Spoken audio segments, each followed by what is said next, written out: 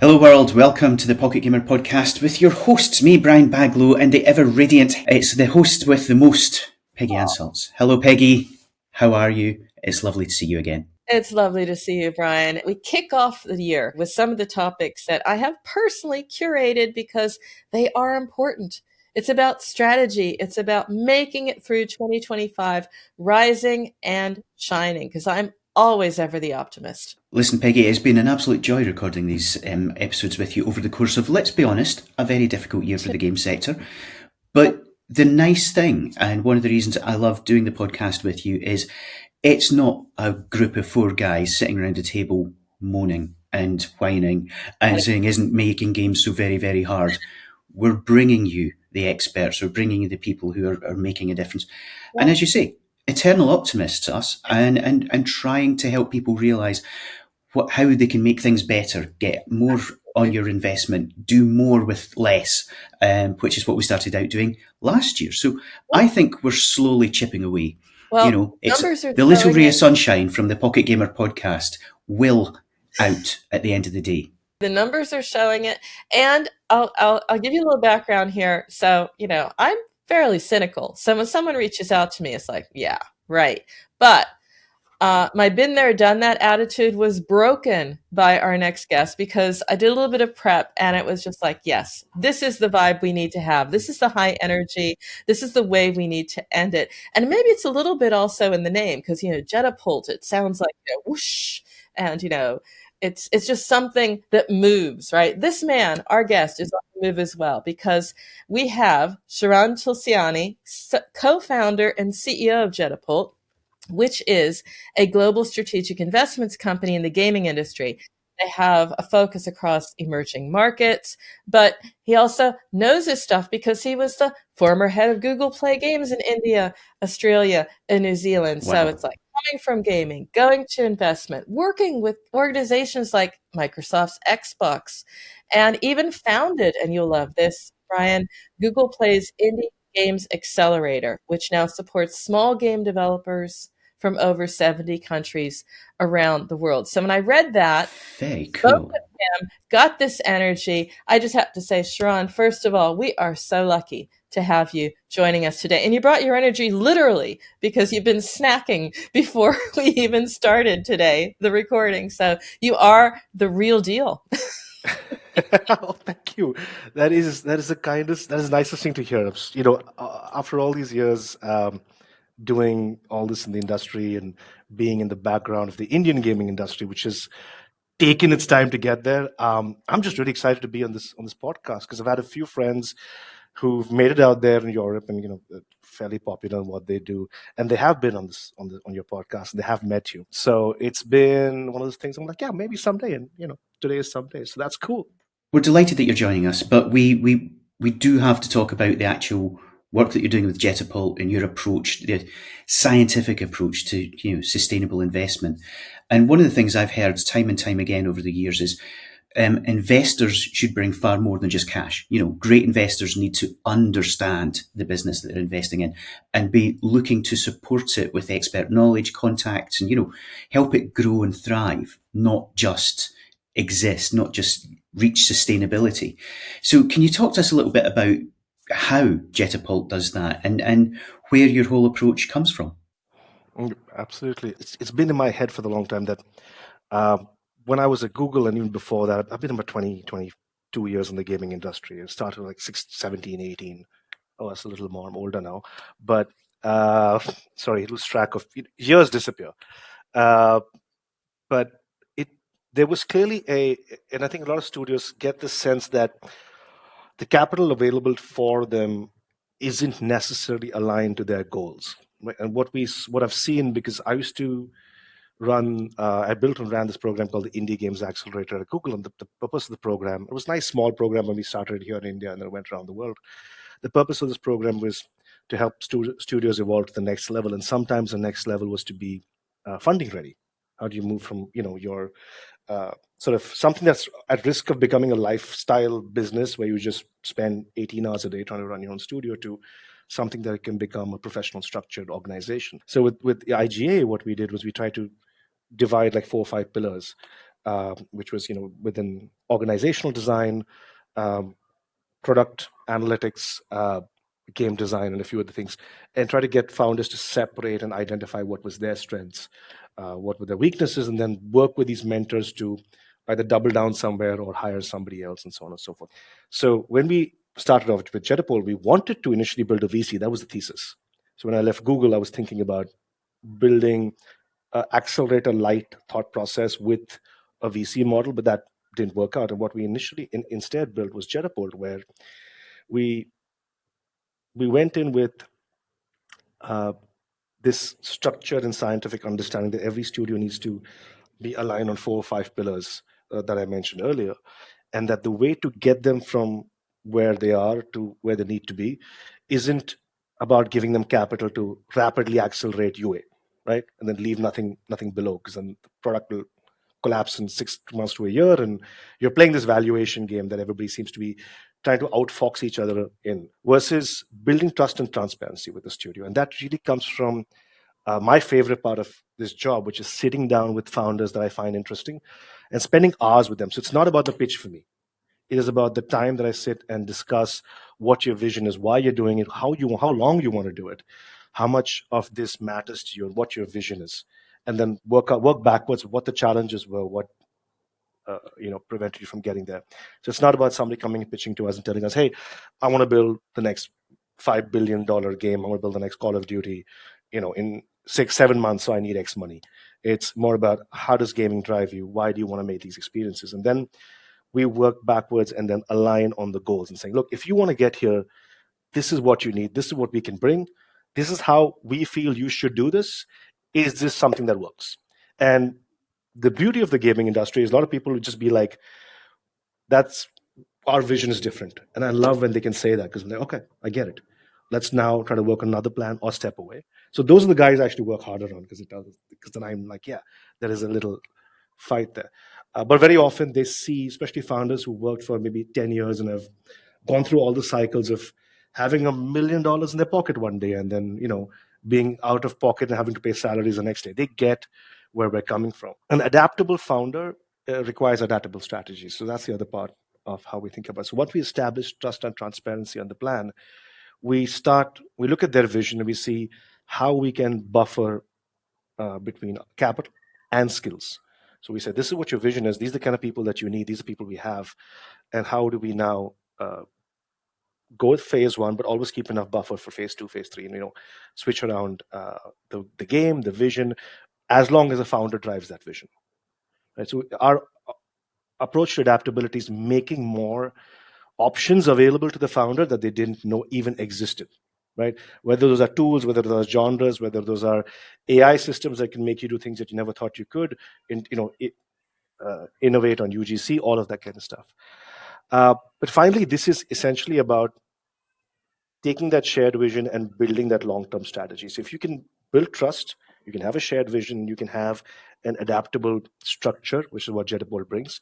That's when you're looking at evolving studios and not building games.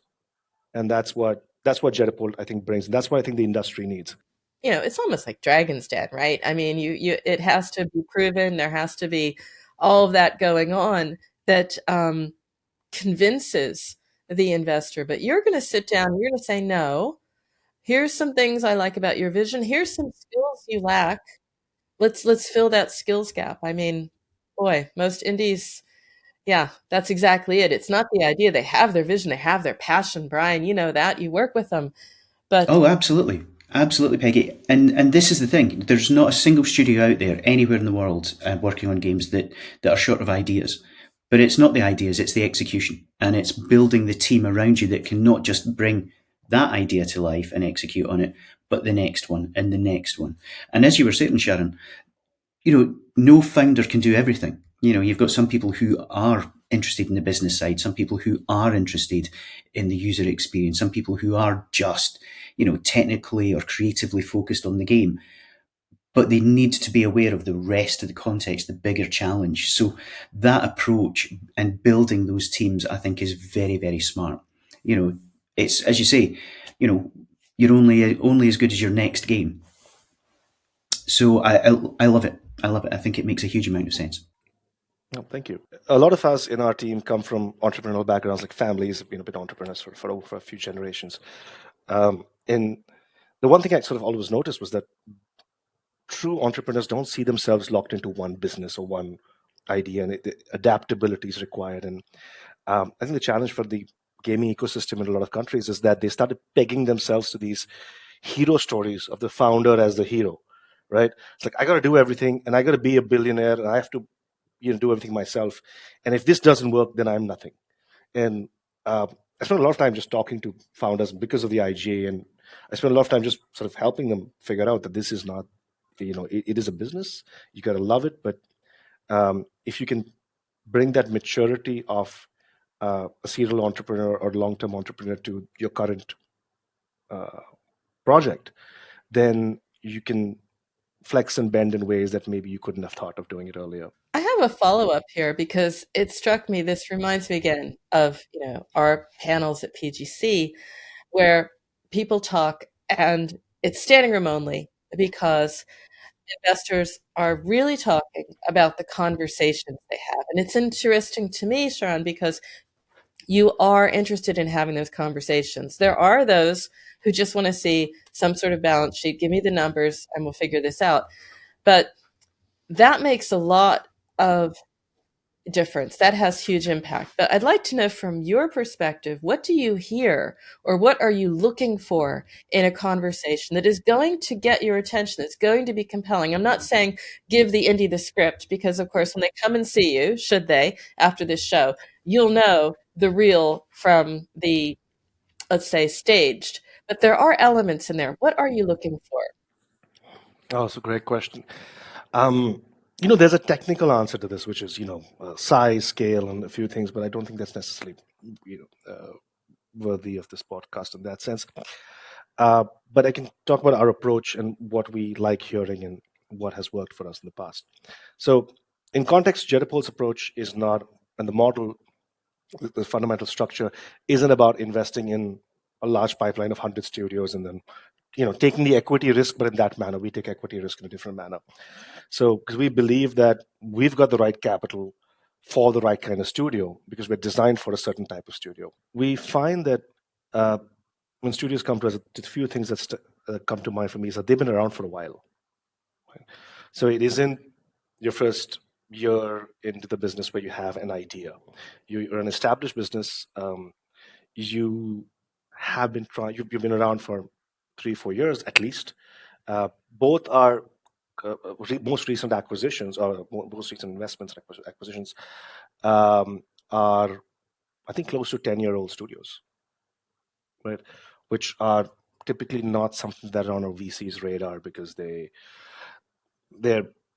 VCs require a separate sort of base level to multiply on. For us, we like that these studios knew what they were doing. They've tested extensively in their genre. They have a reasonable understanding of what works and what doesn't work, but they also understand what the opportunity is and what is limiting them from getting there, right? And that limiting conversation is where we come in. We say, what is stopping you? Of course, capital is one of those pictures, and that's so one thing doesn't work for us when a studio comes and says the only thing stopping me is capital, right? Because I believe that's incredibly optimistic, and if the only thing stopping you to do 500x is capital, I'm sure there are VCs who just be like, here's the money, take a bet, right? But for us, it is about what can we do that increases your chances of success significantly, and share that responsibility with you. Come in as a co-founder.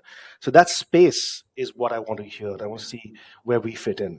So while they're pitching to us, the part of the pitch is how do we fit into that pitch? We can bring a certain amount of de-risking in how we bring capital in for you, because we have both types of capital. We understand high risk and low risk capital, and we can make those available to you as part of our portfolio. and we can bring the talent and the expertise. For example, with user acquisition, we have a user acquisition and growth team that's centralized. And so not only are we helping you with certain types of capital, which is equity driven, but we also bring in low risk capital for scaling separately. And that is buffered or built with you with a growth team that sort of either trains your team or works with the team or helps plan things out. So the de-risking is something we can bring. What we would like to see is, if you have this now what's your vision? What Now, can you how do do you with it? get there? Yeah, what What can you can do you with it? do with it? Yeah. So that What can you do with follows the in. people? Not just the money. What can you do with the people? Uh-huh. So the people, I'll just ask one more time because people is important.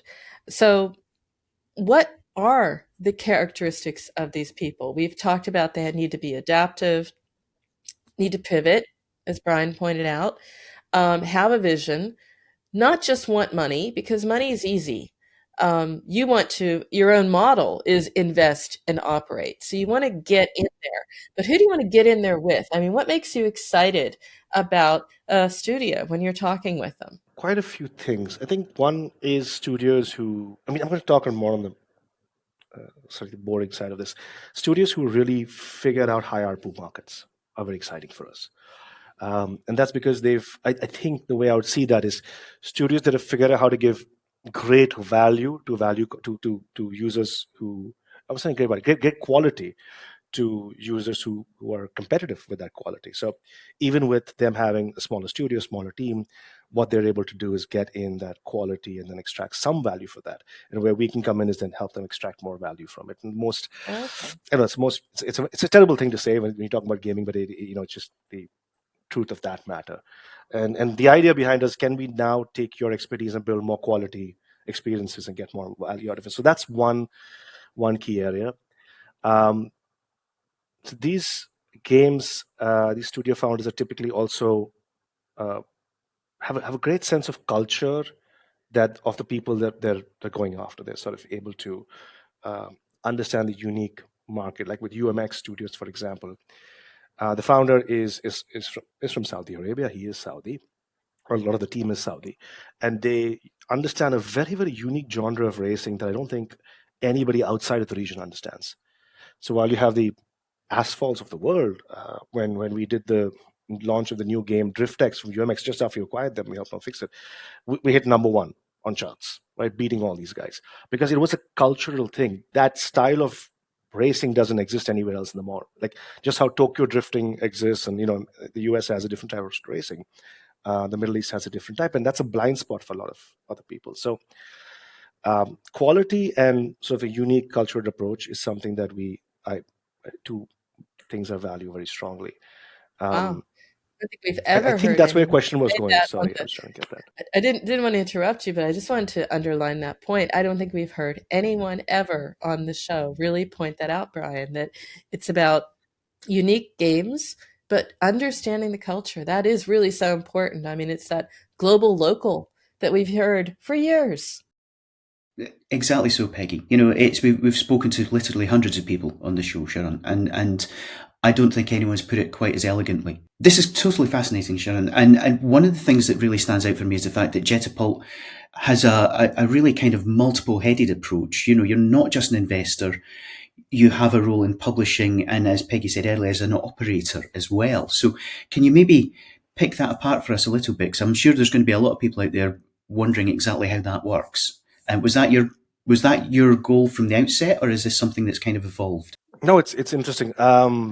I'll address that in two parts. So I will talk about how it evolved, the logic behind it, and then how it looks today and how it works today, in sort of practical, real world, the experience that we've had now running these studios and working with these studios. So the first thing was once. After building a couple of different accelerators at Google and seeing these studios do really well, it was sort of in my head that I had to continue with the support structure. And the opportunity was to move outside and do it.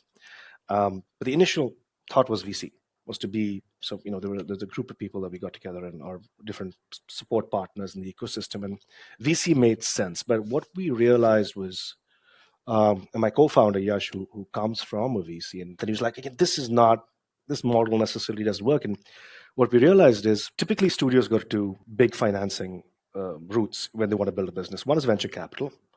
The other is publishers, because that is functionally capital. And then there are other smaller things that are becoming more popular, like, say, UA-specific financing, or it depends on where you come from, debt. And so broadly, you have these four routes that a publisher will take. VC being the first, or the publisher being the first, depending on how far along they are in their cycle. And the challenge with these is, like, a publisher often will, because the rev share agreements and sort of predatory at times, not all, but there are those guys. They deplete the long-term revenue that a studio can build, because they take the best game out, and the learnings don't go back into the system. So the studio, while they work on a game basis, they don't work on a studio basis. The studio can often be left with their best ideas and talent focusing on one thing where they don't get the long-term benefit of it, right? Either even on a valuation basis, because revenue sits outside. Whereas when we started structuring Jetapult, we realized the best way to get a creative and passion-driven business of moving was to make sure that the funding offered was strategic. So it let the studios retain control over their creative and operational decisions through an understanding between both parties. And then all the learnings that we use the central team to imbibe stayed within the studio. So it upskilled and taught the founders, or brings different ideas to the founders that stay within the studio. And long term, that is better for the business. So with Jetapult, what we looked at is saying, look, can we operate, and we modeled out how to operate with more realistic growth expectations, where it is about sustainable long-term capital, sustainable development, and it's about the portfolio success, your game portfolio and us as a whole, our success, because we're going to synergize. We're going to use, you're going to advise somebody else is going to work with you. We're going to figure out how we can all come together and build this village as an ecosystem to build great games while you own your own space also. And so it's not about chasing these vanity metrics that make great headlines, or inflated valuations that make great headlines. It's about building a business, what the next 5 years is going to look like. The way we ended up doing this is we modeled it out, and we realized that the outcomes at a later stage are actually many times more than what you could get from betting it out. So we're about fewer studios, and that was the approach that sort of clicked, and that's where Jetapult's ideation came about.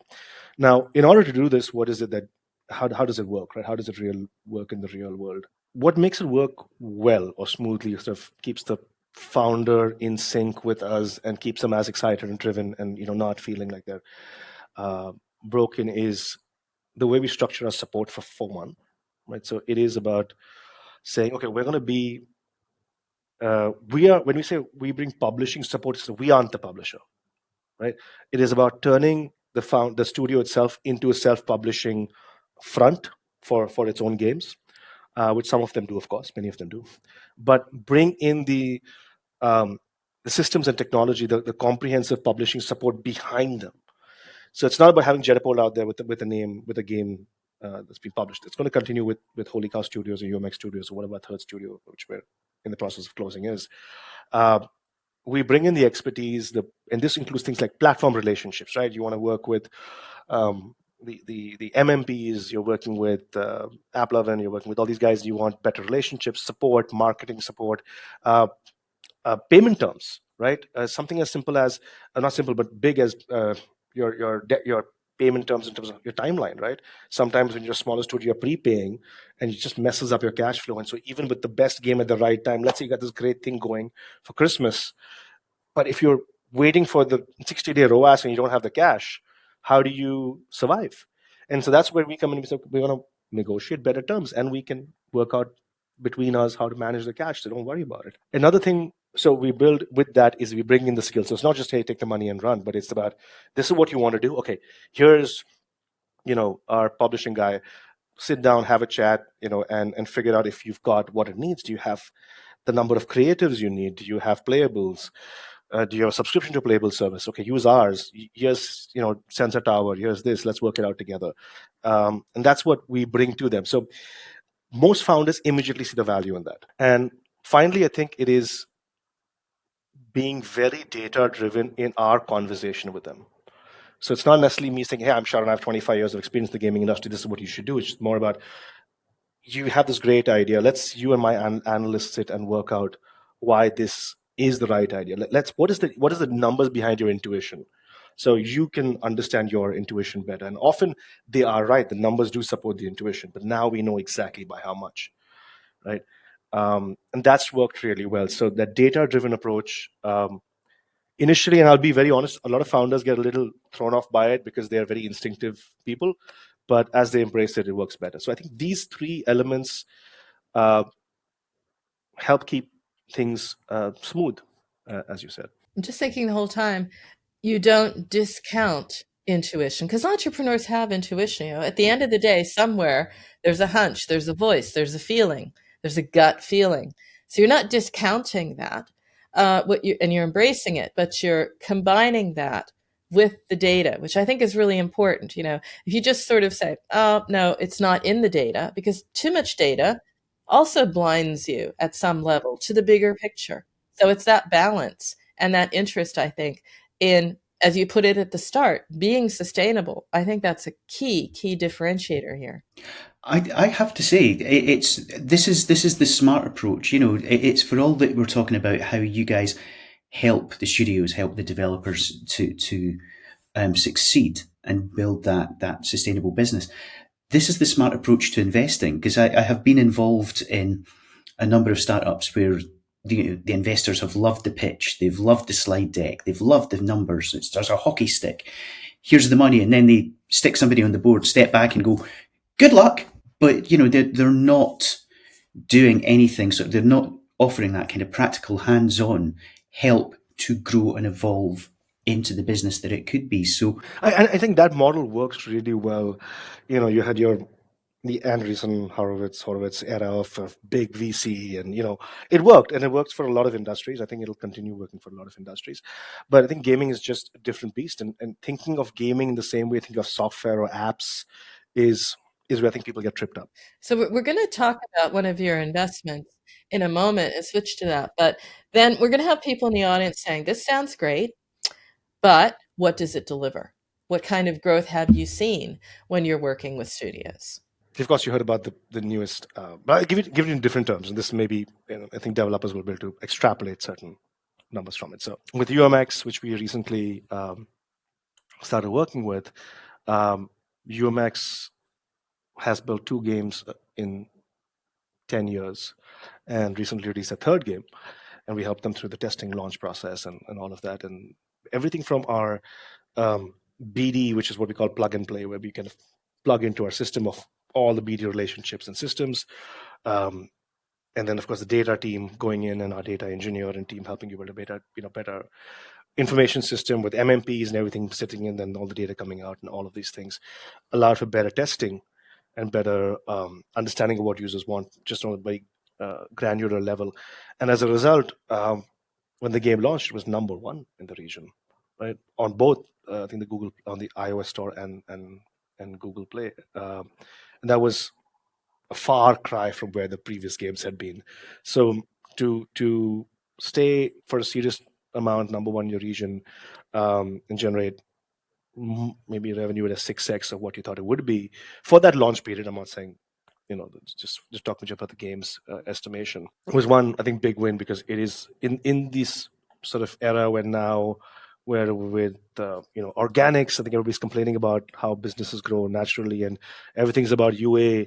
To use the tools and solutions and the relationships out there to push you to number 1 with hype, I think is a very efficient way. That's one thing. That was just a really quick example. But with our older studio that we have, we've had significant impacts, I think, on most monetization metrics straight off the bat. Like just the ARPUs are up again, huge amounts, right? That's the first one of the low-hanging fruit that we work with, is to see what we're missing with the ad networks, what was missing with first transaction, buyer conversion, all of these things. So these metrics, we look at what's missing, to tweak them so we can get them a little bump with we have a fantastic product team from Zynga, and we have game designers who've done, I think, $5 to $8 billion of revenue again with Zynga and other companies who lead our teams here. And so they come in and they kind of help you break this apart. But one of the most exciting things that I feel is that every next game that the studio's made after we've come on board has been better on every objective metric, right? So retention would be like 50% more than the last one, straight up, right? D1 is just huge compared to the last time, but so is engagement, so is buyer conversion, so is number of sessions a day. So every metric is plus X%, and that cumulative impact is huge, because even as it's not just us, the whole team, right? The producer, the developer, the designer, the tester, everybody's happier. Everybody's like, yes, I did something, I contributed, the numbers are up. And that's the other thing. I think morale is higher across the studio. So I would say both on the game and the studio metrics and the team metrics, things are significantly higher, 50% plus in a lot of cases, especially for new titles. But that's the most I can say. I apologize for not being able to give you a number. No, morale matters. I mean, I was into the K factor years ago. I mean, I believe in intangibles, so it's in the equation. We just haven't maybe figured that one out. But you are close to maybe decoding that. Hopefully. Here's another thing. So we didn't talk about AI, but we're cost efficiency is another great place in terms of maybe turnaround time. So we've been fiddling with co-pilots for a very long time, and our team is now fully trained. So all development work is at least 65% to 70% faster now, which is huge, because we're certain some of these markets, the cost of talent can be lower already. So we're speeding up. They're doing so much more, and they're doing better work, which makes them happier that they're happier doing better work, and things don't fail, and QA testing gets better. So that entire loop is better. But art, one of the things that we've done is rebuilt entire pipelines through AI. So the way we have it is we have a small team that sits with each team and then trains them and explains what exists in the AI universe. We hold sessions and seminars within to train them, and then we work with them to say, will this work? Will that work? What's your process? So right now, I think our art 3D sort of rooms that we develop from a home design game are down from I think 150 hours to 45 minutes. Wow. So we're able to make 10x more rooms. Right, and that's because we were building 2D to 3D, 3D to 2D pipelines to do lighting and to do shading. But once we cracked the lighting and shading, and 3D assets is still quite hard, but we found some workarounds. We're working with this really great consultant who comes from Apple, worked on Apple AI and a bunch of other things, and I think Mercedes-Benz Vision AI, called Dr. Arjun Jain, and he works with us and started figuring out how to do 3D modeling with AI. So we have these, really small, hyper-specific but elite sort of pipelines that are building really cool solutions for this sort of impact for studios. And that's currently in-house. My vision is to be able to build it for all our studios and then just open it for hopefully free to the world. Just like, we're making money through this, so now you can just use it and build better games. Yeah, people would love that tool, wouldn't they, Brian? Oh, absolutely. And again, it's a smart approach. Process evaluation. Just because we did it this way for the last game, it doesn't make it relevant for this game. We hear all the time, Sharan, there's no one size fits all. So constantly reevaluating, as you said earlier, dig into the data and look at how we, continuous improvement is just the way forward. But I do have some questions for you guys, because you guys see a lot more. And honestly, that's what I wanted from the podcast, was a chance to ask you guys about gaming and AI. Okay. Because my LinkedIn feed is full of like everybody and their uncle has an opinion. Peggy, Brian, with everybody you've spoken to, the hot topic right now is AI and gaming. People are predicting all sorts of crazy things, right? It's going to be nuts. It's going to be like there's extreme, world destruction, chaos in gaming, and there is like, hey, everybody's in utopia. Everybody's got every game that you can dream of is now made in, so everything is perfect. But realistically, when it comes to teams, when it comes to the kind of people that you met and what they can build, what's your prediction for 2025? Oh, you go first, Brian. You're working so much with your events and speaking to so many, and you've got Discord blowing up right there. Indeed, I do. And I think if any of our listeners knew just how much stuff Gemini helps me with, they would either be appalled or delighted, depending on which side of the fence they're on. And to be honest with you, Sharon, there's still a huge amount of cynicism out there from the development community, especially in my neck of the woods. It's going to take our jobs. We're all going to die alone. It will be used by cynical corporations to exploit everybody. I don't think that's the case. It will absolutely help find new ways of working. It'll make things more efficient. It'll help you become more creative. So I think it's actually a force for the good. I think it's going to be very positive. And it's once it's kind of incorporated, we've got the sort of the LLMs within the tool sets that game developers are comfortable with.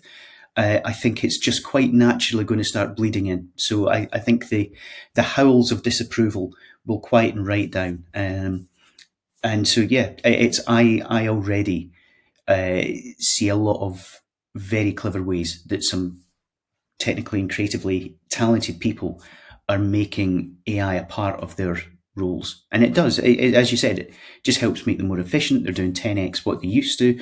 And so finding a way that works for you is a big part of this. Nobody is going to impose it upon you in a lot of ways. So, figuring out how it helps you, I think, is a big part of everybody's journey. I'll draw mine from some of the coolest discussions I heard at RoVioCon.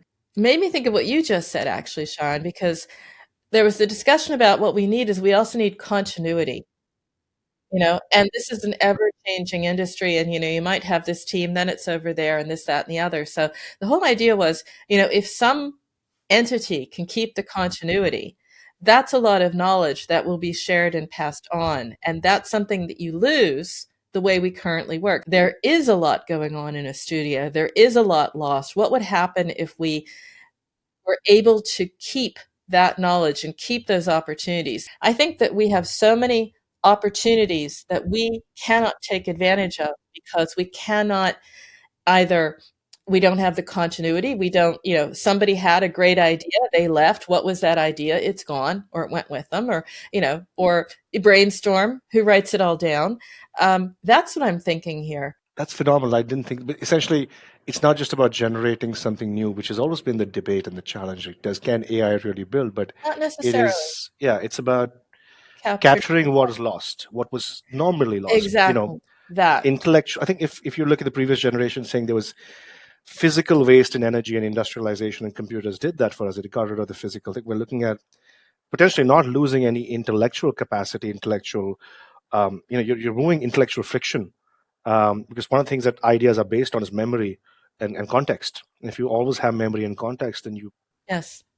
And you can tell me, at the end of a long day, Sharan, where is your mind, right? Mine is mostly fried.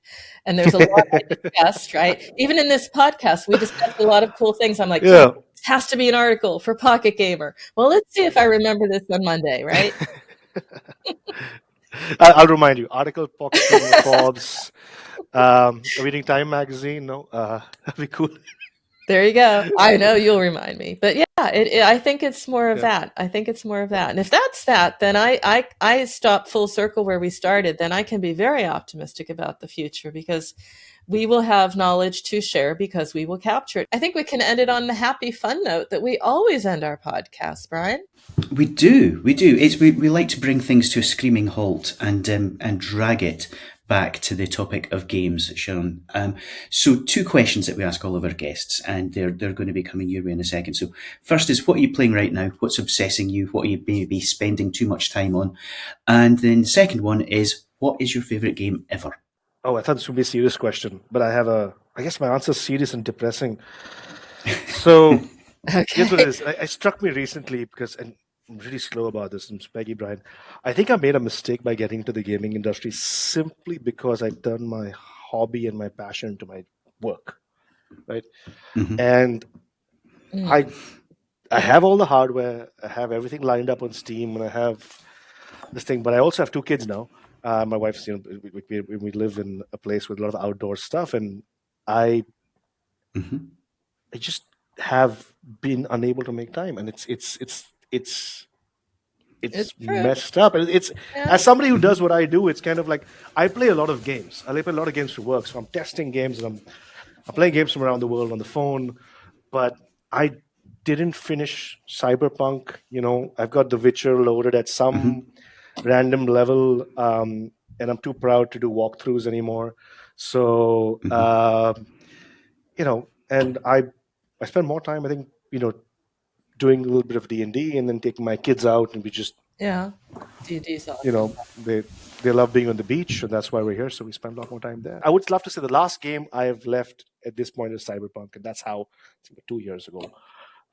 Besides a bunch of mobile games, but my favorite games are two, which are obsessions for me and are dangerous. And I tell my wife if I ever play them again, because she has to kind of monitor me. You're among friends. Glad you understand that. It's harder after 40 to kind of justify some of these things in your head, at least. One is Civilization, right? So I'm a Sid Meier's fan. My first thing that I did in my life, I started my first company at 16. I started like before everybody else, just to get money to buy that game, which was super expensive in India. That was the first thing. So my gaming life sort of started with that at 15 or 16. So it started with Civ 2, and the games that came with books. Remember games came with books, and you could read them, and they were like, you could spend hours on them. Yeah. So that was where it started. Civ 2, and then the Civ genre throughout. And the other is the old LucasArts stuff. So Grim Fandango is still one of my. It makes me cry at the end. Oh yes, that was a game that made me feel like, oh, this is gaming. Like, oh, I played a game and I'm emotional, and I'm a 15-year-old, emotionally 14-year-old closed off person, but a game made me cry. Like, not very macho, but that kind of got me into. So it's still one of my favorites. I'll still revisit it every few years and play it. Oh, it's a classic. It is an absolute stone cold classic, and the storytelling, the whole point and click adventure, was down to their game. So I completely understand. And as the father of an 8-year-old, I also play a woeful number of games. I can hear the sounds of Roblox from the back seat of the car.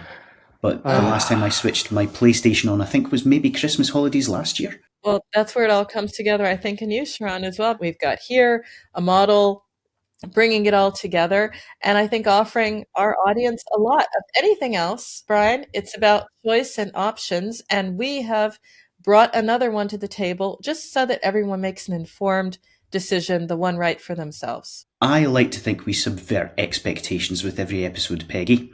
We speak to people that I think a lot of our listeners will never have come across, and this has been absolutely joyful. Sharan, it's been a complete pleasure speaking to you. We'll have to have you back. Paths will cross, absolutely. Been a joy, Sharan, and thanks to you. And thanks to your lovely team that brought us together. I mean, things happen for a reason. Absolutely.